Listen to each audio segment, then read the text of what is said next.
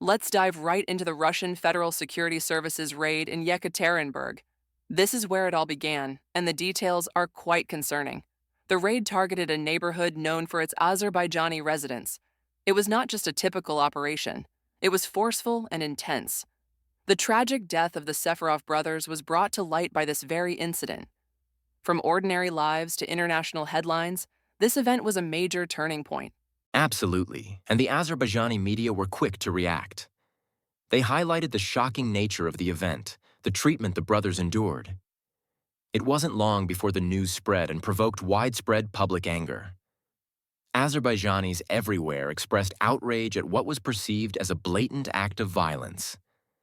The emotional statement from Seyfettin Hüseyinli, the brothers' journalist sibling, captured global attention and resonated deeply with many.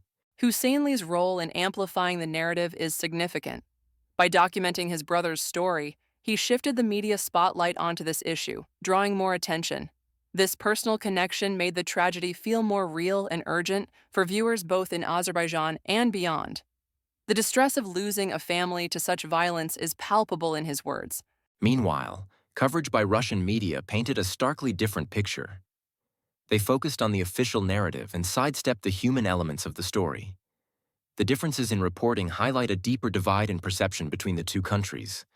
The way each side views the incident tells us a lot about the current state of affairs and points towards ongoing tensions. Now, let's pick up where we last left off. Azerbaijan's actions sent a strong message after the tragic events.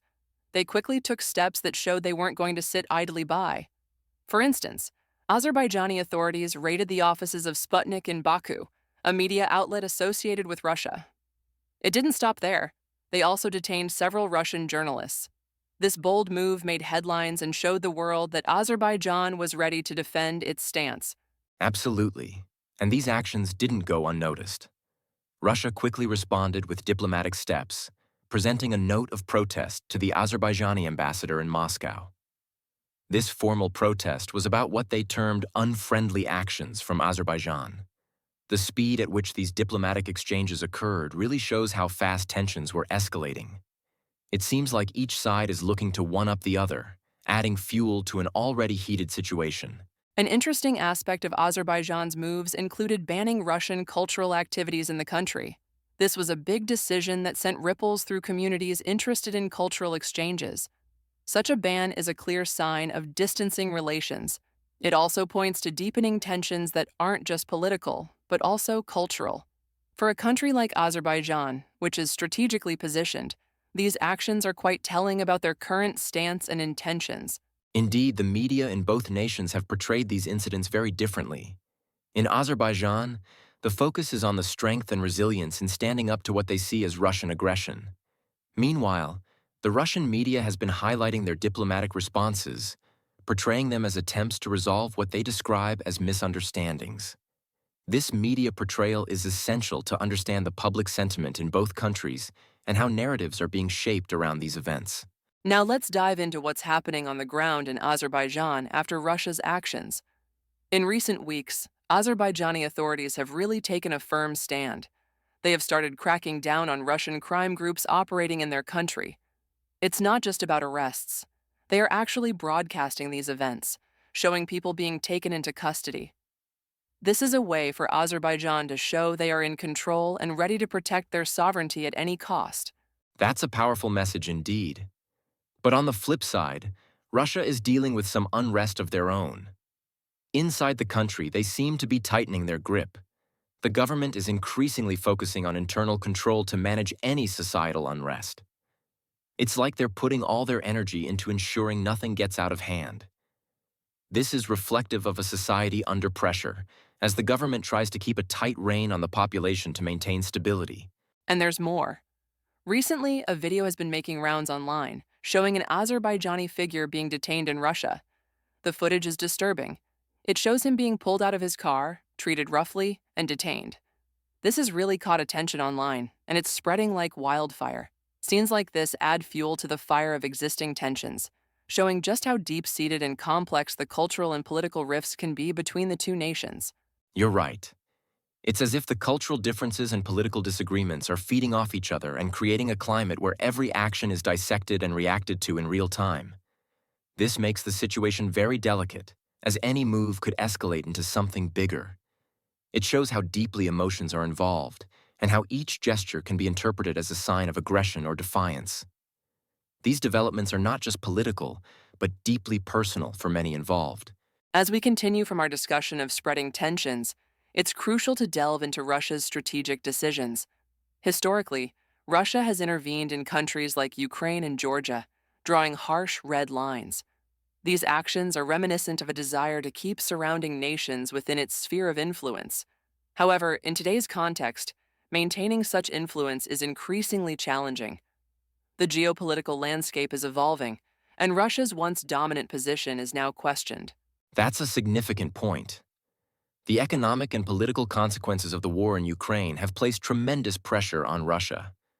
The Kremlin is not just dealing with military strategy. The entire socio-political fabric has been shaken. This drain on resources and allyship questions Russia's capability to dictate terms as it once did. The legitimacy of its power on a global scale seems to dwindle each day. How Russia navigates these issues will influence its future relations. Indeed, another layer in this complex scenario revolves around Russia's treatment of minorities within its borders.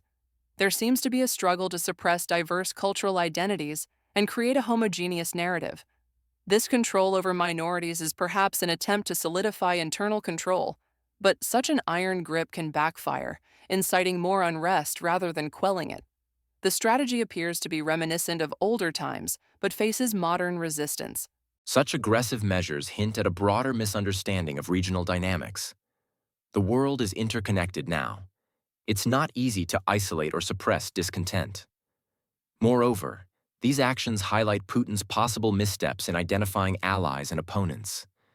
Without correctly reading the environment, Russia risks alienating potential partners like Azerbaijan.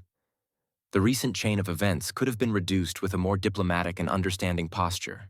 As we move into the current situation in Azerbaijan, it's truly remarkable to see how much has changed.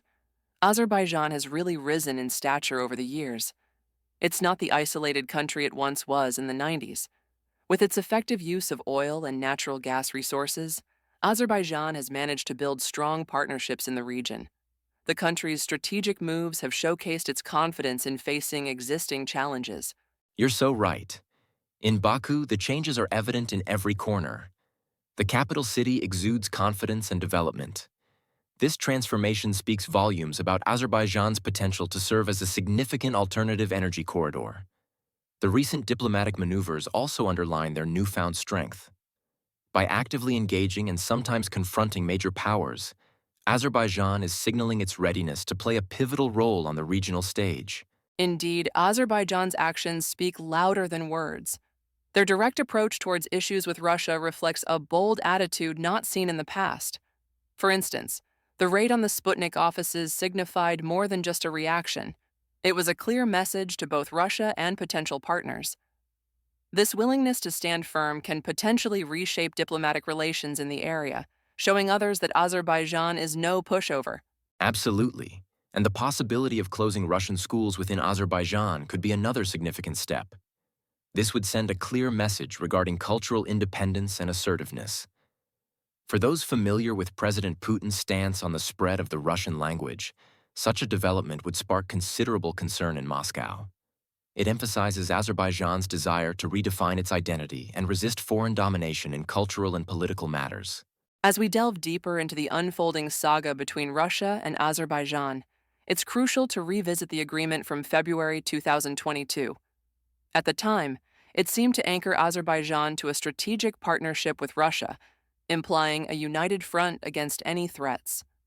However, these recent developments suggest that this bond might be losing its strength. The pressures from internal elements in both countries, as well as external geopolitical shifts, have undoubtedly placed a strain on this alliance. Indeed, and this crisis isn't just about politics or military might. Financial interests, particularly those of oligarchs, are playing a large part in the situation. These powerful figures, who straddle national lines, have a lot at stake. As both nations navigate this crisis, the role of these wealthy individuals may indeed be pivotal. Their influence can sway decisions and affect outcomes on a scale that few other forces can match. Absolutely. Following the money often unveils underlying motives. The economic dynamics at play could explain much of the tension and maneuvering. As countries apply pressure to each other, the interests of these financial powerhouses are likely pulling strings in the background. Their holdings and investments are intertwined with national stability and policy decisions, making them key players in this geopolitical chess game. That's a vital point. Experts analyzing this crisis have varied opinions on what might happen next. Some predict a cooling down period, while others foresee a further escalation. With the stakes as high as they are, the outcome is hard to predict. Nonetheless, the insights of these analysts provide us with valuable perspectives on potential futures. Their theories highlight possible paths each country might take in this delicate scenario. As these tensions continue to evolve, the future remains uncertain. This complex geopolitical situation could lead to unexpected developments, and the ongoing power struggles hold significant importance. We invite you to stay engaged with this unfolding story by sharing your thoughts and subscribing for future updates. Don't forget to like and comment to show your support. Thank you for joining us on this exploration, and we look forward to reconnecting in our next episode.